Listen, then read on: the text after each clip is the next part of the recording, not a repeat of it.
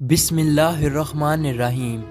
अस्सलाम वालेकुम दोस्तों, आज की वीडियो में हम आपको बताएंगे पैगंबर खुदा हज़रत इब्राहीम अलैहिस्सलाम के बारे में, उनकी विलादत के बारे में, बुत परस्ती के खिलाफ उनकी तबलीग और नमरूद की तरफ से उनको आग में फेंके जाने का वाक़या।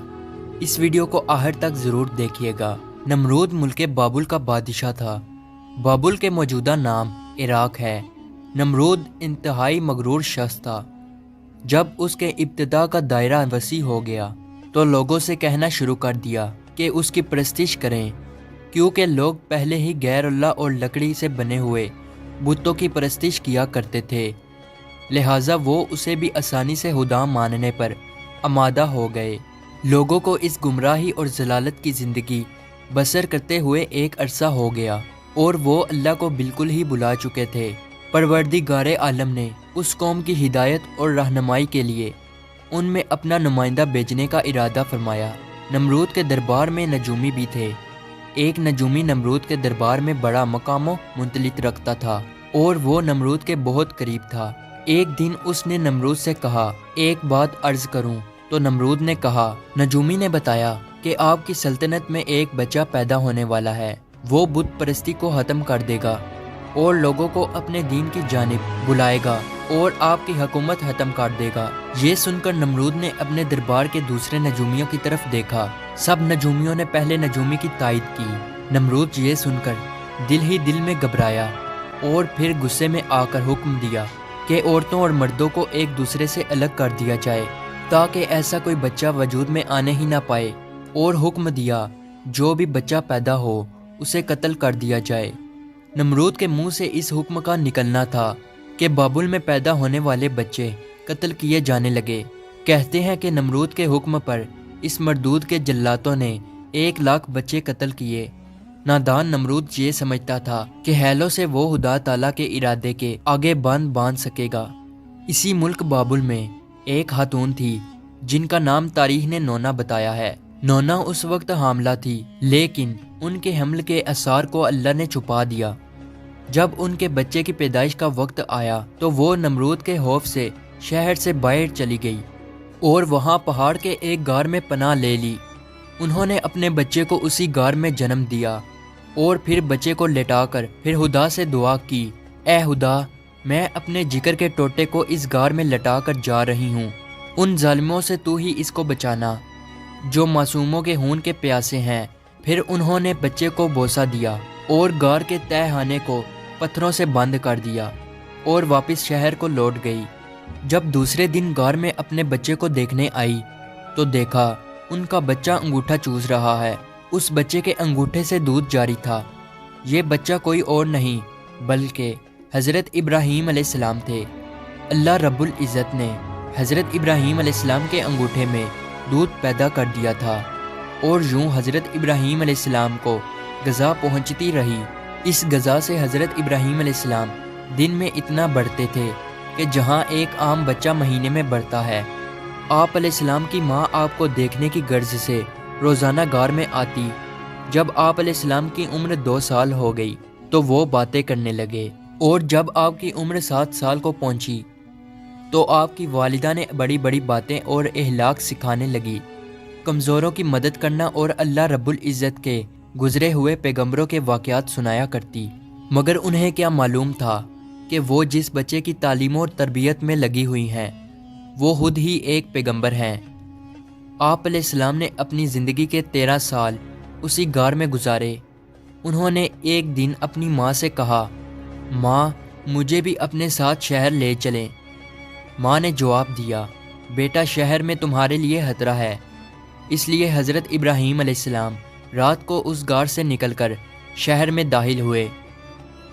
हज़रत इब्राहीम अलैहिस्सलाम का एक चचा था जिनका नाम आज़र था। यहाँ पे एक नुक्ते की वजाहत करता चलूँ तो रात में आज़र को हज़रत इब्राहीम अलैहिस्सलाम का चचा कहा गया है, जबकि उनके वालिद का नाम तारिक था। कुरान मजीद में उनके वालिद का नाम आज़र कहा गया है। बहुत से उल्मा का अजमा है कि आज़र हज़रत इब्राहीम अलैहिस्सलाम का बाप ना था बल्कि उनके वालिद तारिक थे और वो मुसलमान थे। अरबाब नस्ब का भी इसी पर इत्तफाक है कि हज़रत इब्राहीम अलैहिस्सलाम के वालिद تارک تھے، لہٰذا قرآن مجید اور اکثر حدیثوں میں جو آزر کو باپ کہا گیا ہے وہ مجاز کے طور پر ہے، کیونکہ وہ حضرت علیہ السلام کا چچا تھا، اور عرب میں یہ رواج ہے کہ چچا کو باپ کہتے ہیں۔ یا یہ بھی ہو سکتا ہے کہ وہ آپ کا چچا ہی رہا ہو اور طارق کی وفات کے بعد ان کی والدہ سے عقد کیا ہو اور آپ کی تربیت کی ہو، اسی سبب سے اس کو باپ کہا گیا ہے۔ آزر مٹی، پتھر، لکڑی کے بت بناتا، ان کو خود پوجتا اور لوگوں کے ہاتھوں فروخت کراتا تھا۔ اس طرح اس کا کاروبار بہت پھیلا ہوا تھا۔ آزر کے بیٹے بھی بت فروشی کرتے تھے۔ جب حضرت ابراہیم علیہ السلام غار سے نکل کر شہر میں گئے اور اپنے چچا آزر کے پاس پہنچے تو آزر نے حضرت ابراہیم علیہ السلام کو بھی اپنے بیٹوں کے ساتھ بت بیچنے کے لیے بھیج دیا۔ حضرت ابراہیم علیہ السلام نے بتوں کے گلے میں رسی باندھی اور انہیں زمین پر گھسیٹتے ہوئے لے گئے، جس سے وہ مٹی، کیچڑ اور کوڑا کرکٹ سے آلودہ ہو گئے۔ پھر آواز لگائی، اے لوگو، آؤ اور مجھ سے وہ بت خریدو جو بے جان ہے، عقل و ہوش سے خالی ہیں اور کوئی نفع یا نقصان نہیں پہنچا سکتے۔ بتوں کے ساتھ حضرت ابراہیم علیہ السلام کا یہ سلوک بت پرستوں کی نظر میں بے حد توہین آمیز تھا۔ پھر بات یہاں تک آ پہنچی، آزر نے حضرت ابراہیم علیہ السلام کو اس بارے میں نصیحت کی۔ ایک دن حضرت ابراہیم علیہ السلام نے اپنے چچا سے پوچھا، چچا جان، آپ لکڑی اور مٹی کے بت بناتے ہیں جو نہ بول سکتے ہیں، نہ سن سکتے ہیں، نہ آپ کو کوئی نفع یا نقصان پہنچا سکتے ہیں۔ آزر نے چونک کر پوچھا، کیا تم ہمارے خداؤں کے مخالف ہو؟ دیکھو، آئندہ اس طرح کی بات زبان پر نہ لانا، ورنہ تمہیں سزا ہوگی۔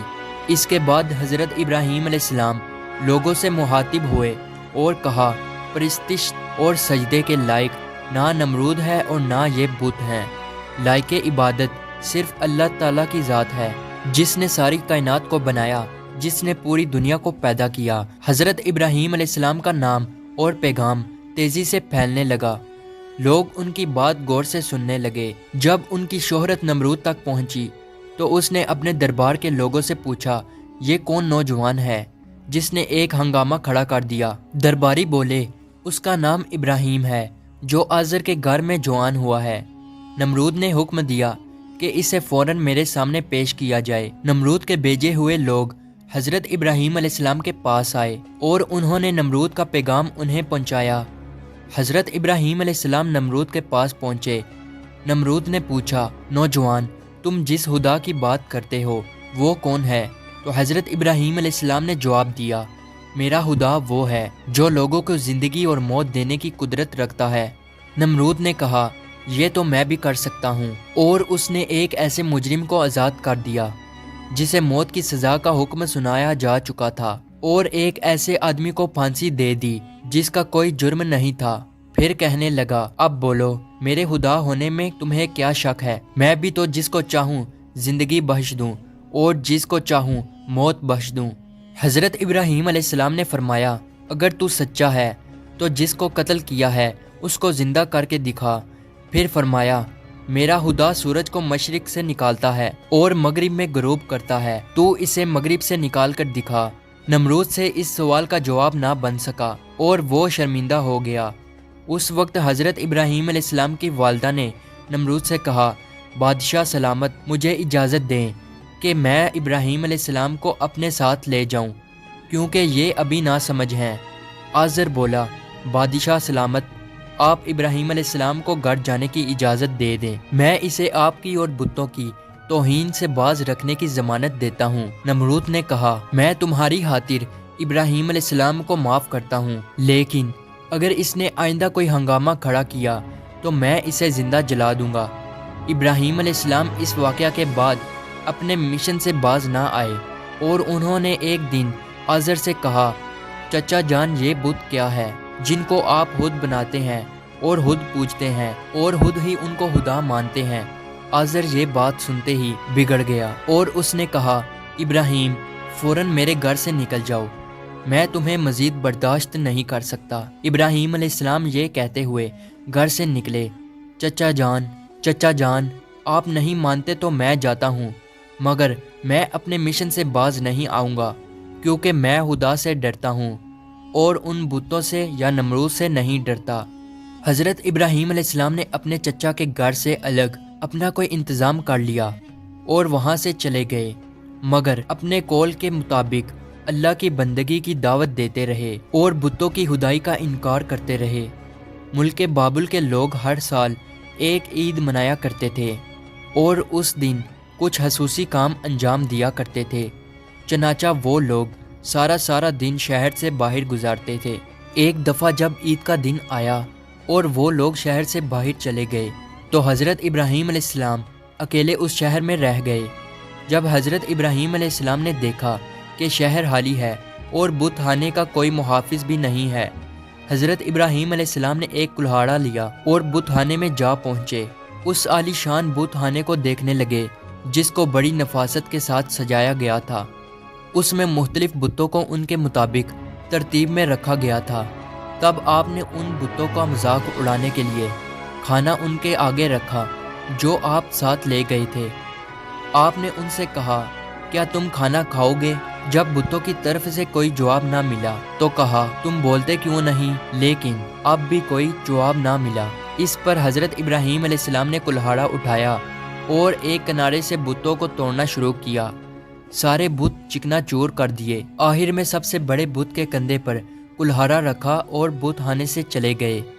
جب شہر کے لوگ واپس لوٹے تو اپنے بت خانے میں گئے۔ وہاں جو ان کے بتوں کا حشر تھا، یہ دیکھ کر وہ بہت حیران اور پریشان ہو گئے۔ لوگ سوچ میں مبتلا تھے کہ یہ سب کچھ کس نے کیا ہے۔ سب لوگوں کی زبان پر ایک ہی الفاظ تھا کہ کس نے ہمارے خداؤں کے ساتھ ایسا سلوک کیا ہے۔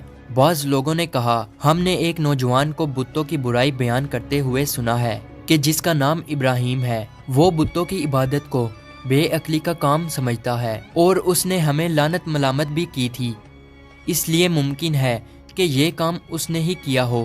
اس طرح حضرت ابراہیم علیہ السلام پر شک ظاہر کرنے کے بعد ان پر ایک مقدمہ چلا۔ انہوں نے حضرت ابراہیم علیہ السلام سے پوچھا، کیا ہمارے خداؤں کے ساتھ یہ سلوک تم نے کیا ہے؟ تو حضرت ابراہیم علیہ السلام نے بڑے اطمینان سے جواب دیا، یہ بات اس بڑے بت سے پوچھو کہ جس کے کندھے پر کلہاڑا ہے۔ اس شخص نے کہا، وہ تو بول نہیں سکتا۔ حضرت ابراہیم علیہ السلام نے جواب دیا، جی ہاں، بولنا تو دور کی بات ہے، اگر اس کی آنکھ پر کوئی مکھی بھی بیٹھ جائے تو یہ اسے بھی اڑا نہیں سکتا، بھلا دوسرے کو کوئی نفع یا نقصان کیا پہنچائے گا؟ مگر تعجب کی بات یہ ہے کہ تم لوگ پھر بھی اس مجبور لاچار کو خدا مانتے ہو، اس کو سجدہ کرتے ہو اور اس کی پوجا کرتے ہو۔ بس نہیں کرتے ہو تو اس خدا کی عبادت جس نے ساری کائنات کو پیدا کیا اور جو ہر چیز پر قدرت رکھتا ہے۔ لوگوں نے حضرت ابراہیم علیہ السلام کی باتیں بڑے غور سے سنی اور سوچنے لگ گئے کہ واقعی ہی نوجوان سچ کہتا ہے۔ سچ مچ لکڑی، مٹی اور پتھر کی مورتیوں میں کیا طاقت ہے، لیکن ایک آدمی کے دل پر آپ علیہ السلام کی باتوں کا الٹا ہی اثر ہوا۔ وہ بولا کہ ہمارے خداؤں کا ستیہ ناش تم نے ہی کیا ہے، اور اگر تمہیں چھوڑ دیا جائے، آج تم نے ہمارے بتوں کو توڑا ہے، کل ہمارا بت خانہ ہی توڑ ڈالو گے، اس لیے تم جیسے انسان کو زندہ نہیں چھوڑا جا سکتا۔ تو لوگ اس وقت وہاں موجود تھے تو وہ یہ سب کچھ سن رہے تھے۔ یہ شخص نمرود کا بھیجا ہوا جج تھا۔ لوگ کھڑے اس بات کا انتظار کر رہے تھے کہ دیکھیں نوجوان کے لیے کیا سزا تجویز کی جاتی ہے۔ اس سزا کو سننے کے لیے انہیں زیادہ انتظار نہ کرنا پڑا۔ جج بولا، ابراہیم، تمہارے اس جرم کی سزا یہ ہے کہ تمہیں زندہ جلا دیا جائے گا اور تمہاری خاک ہوا میں اڑا دی جائے گی۔ ابراہیم علیہ السلام نے کہا، میں تمہارے اس فیصلے سے نہیں ڈرتا۔ زندگی اور موت کا مالک میرا اللہ ہے۔ میں جو کچھ کہہ رہا ہوں وہ حق ہے اور میرا اللہ سن رہا ہے۔ جج نے حضرت ابراہیم علیہ السلام کو جو فیصلہ سنایا، نمرود نے اس پر عمل درآمد کرنے کے لیے فوراً تیاری شروع کر دی۔ اس نے اس شہر اور ادھر ادھر کے علاقے میں اعلان کرا دیا، ہمارے بتوں کو توڑنے اور ان کی توہین کرنے والے نوجوان کو زندہ جلانے کے لیے سب لوگ ایندھن اکٹھا کریں۔ ادھر بت خانے کے پجاریوں نے بھی اعلان کیا، جو لوگ اپنی کسی مراد کے پورا ہونے کے لیے ایندھن جمع کریں گے، ان کی مراد پوری ہوگی۔ اس اعلان کو سن کر لوگوں نے زیادہ سے زیادہ ایندھن جمع کرنا شروع کر دیا۔ ادھر شہر کے تمام لوگوں نے لکڑیوں کو اکٹھا کرنا شروع کر دیا۔ ادھر ابراہیم علیہ السلام قید کر لیے گئے۔ لوگوں نے ایندھن کے لیے لکڑیوں کو اکٹھا کر کے ایک جگہ اس کا سٹال لگا دیا اس کے بعد ان لکڑیوں کو آگ لگائی گئی۔ جب شعلے بھڑک اٹھے تو حضرت ابراہیم علیہ السلام کو قید خانے سے نکال کر لایا گیا۔ جب انہیں اس میدان میں لایا گیا جہاں آگ جلائی گئی تھی تو آپ علیہ السلام اس آگ کو دیکھ کر ہنس پڑے۔ حضرت ابراہیم علیہ السلام نے اس اونچے مینار کو بھی دیکھا جو میدان سے کچھ دوری پر تعمیر کیا گیا تھا، جس میں ایک خوبصورت کمرہ تھا جہاں نمرود کے ساتھ اس کے وزیر اور بشیر بیٹھے تھے۔ کہتے ہیں کہ یہ آگ اس قدر شدید تھی کہ اس کے اوپر سے پرندہ گزر نہیں سکتا تھا۔ چنانچہ جب حضرت ابراہیم علیہ السلام کو لایا گیا تو ان لوگوں کو یہ معاملہ پیش آیا کہ اب ابراہیم کو آگ میں کیسے پھینکا جائے۔ اس دوران شیطان نے ان لوگوں کے دماغ میں منجنی کا تصور ڈالا۔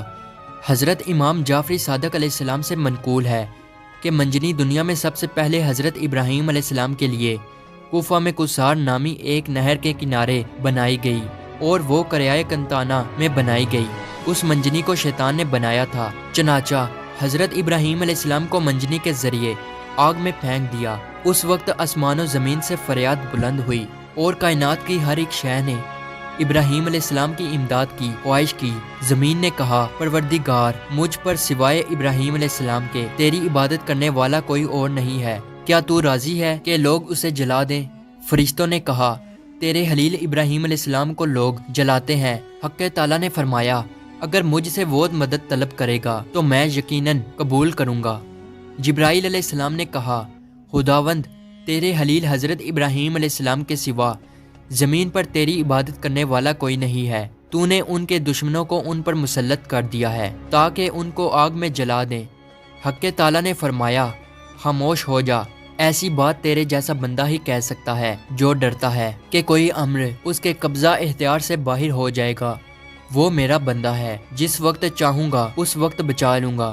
اگر وہ مجھ سے دعا کرے گا تو میں قبول کروں گا۔ پھر ابراہیم علیہ السلام نے اپنے پروردگار سے دعا کی، یا اللہ یا واحد یا من لم یلد ولم یولد ولم یکن لہ کفوا احد نجینی من النار۔ اس وقت جبرائیل علیہ السلام نے حضرت ابراہیم علیہ السلام سے ہوا میں ملاقات کی جبکہ وہ منجنی سے جدا ہو چکے تھے اور پوچھا کہ اے ابراہیم علیہ السلام، کوئی حاجت مجھ سے ہے؟ آپ علیہ السلام نے فرمایا، تم سے کوئی حاجت نہیں ہے، لیکن عالموں کے پروردگار سے میری حاجت ضرور ہے۔ اس وقت جبرائیل علیہ السلام نے ان کو ایک انگوٹھی دی جس پر نقش تھا، لا الہ الا اللہ محمد الرسول اللہ۔ پھر خدا نے آگ کو وحی کی، کونی برتن یعنی سرد ہو جا۔ اس کے ساتھ ہی آگ سرد ہو گئی اور وہاں جبرائیل علیہ السلام آئے اور آگ کے ساتھ بیٹھ کر گفتگو میں مشغول ہو گئے۔ ان کے چاروں طرف گلو لالا پیدا ہو گئے۔ کہتے ہیں کہ جب آگ جل رہی تھی تب چھپکلی آگ کو پھونکتی تھی اور مینڈک پانی لا کر اس پر پھینکتا تھا تاکہ اس کو بجھا دیں، اور جب خدا نے وحی کی کہ سرد ہو جا، 3 روز تک دنیا کی تمام آگ میں گرمی باقی نہ رہی تھی، اور یوں اللہ تعالیٰ نے اپنے پیغمبر حضرت ابراہیم علیہ السلام کو اتنی بڑی آگ سے محفوظ رکھا۔ یہ سارا معاملہ دیکھنے کے بعد نمرود ابراہیم علیہ السلام کے پاس پہنچا اور بولا، نوجوان، ہمیں تعجب ہے کہ تمہارا حکم آگ پہ چلتا ہے۔ ابراہیم علیہ السلام نے جواب دیا کہ یہ تمام میرے خدا کی قدرت ہے۔ نمرود حضرت ابراہیم علیہ السلام کی گرمت کو تو اپنی آنکھوں سے دیکھ چکا تھا، مگر وہ آپ کی باتوں کو تسلیم کرنے کے لیے پھر بھی تیار نہ ہوا۔ نمرود کو لگا کہ کہیں لوگ حضرت ابراہیم علیہ السلام پر ایمان نہ لے آئیں۔ اس نے فوراً لوگوں کو لالچ دے کر اور کچھ کو ڈرا دمکا کر بہکایا۔ اس واقعہ کے بعد اس نے حکم دیا کہ انہیں شہر بدل کر دیا جائے تاکہ کوئی شخص ان کا پیرو نہ بنے اور ان کا دین اختیار نہ کر سکے۔ حضرت ابراہیم علیہ السلام خود بھی نمرودیوں کے ساتھ ان کے شہر میں رہنے سے خوش نہ تھے، اس لیے وہ شہر چھوڑنے پر آمادہ ہو گئے۔ چنانچہ انہوں نے اپنی بکریاں اکٹھی کی اور انہیں اپنے ساتھ لے کر روانہ ہو گئے۔ کیونکہ آپ کے پاس بہت بکریاں اور دوسرا سامان بھی تھا، اس لیے نمرود نے حکم دیا کہ یہ سارا سامان ضبط کر لیا جائے۔ حضرت ابراہیم علیہ السلام نے کہا، اگر تم میری بھیڑ بکریاں اور مال لینا چاہتے ہو تو میں نے اس سرزمین میں اپنی جتنی عمر گزار کر یہ بھیڑ بکریاں جمع کی ہیں، تم میری وہ عمر لوٹا دو اور پھر میرا مال ضبط کر لو۔ جب بات بڑکی تو یہ مقدمہ نمرود کے ایک منصف کے پاس پہنچا۔ اس نے فریقین کے بیانات سننے کے بعد فیصلہ حضرت ابراہیم علیہ السلام کے حق میں دے دیا۔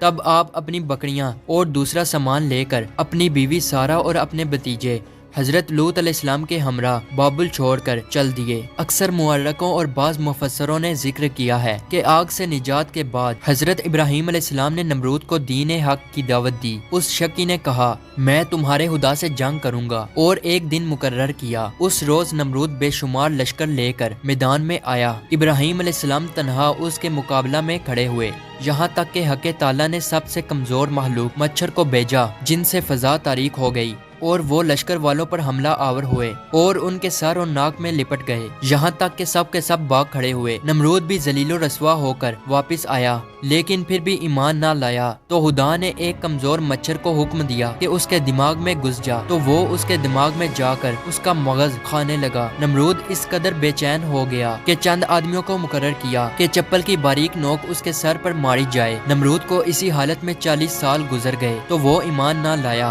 بالآخر اسی حالت میں مر گیا اور اس پر جہنم مسلط ہو گئی۔ امید ہے ہماری آج کی ویڈیو آپ کو اچھی لگی ہو، تو اسے لائک اور سبسکرائب ضرور کیجیے گا۔ ملتے ہیں اگلی ویڈیو میں، تب تک کے لیے اللہ حافظ۔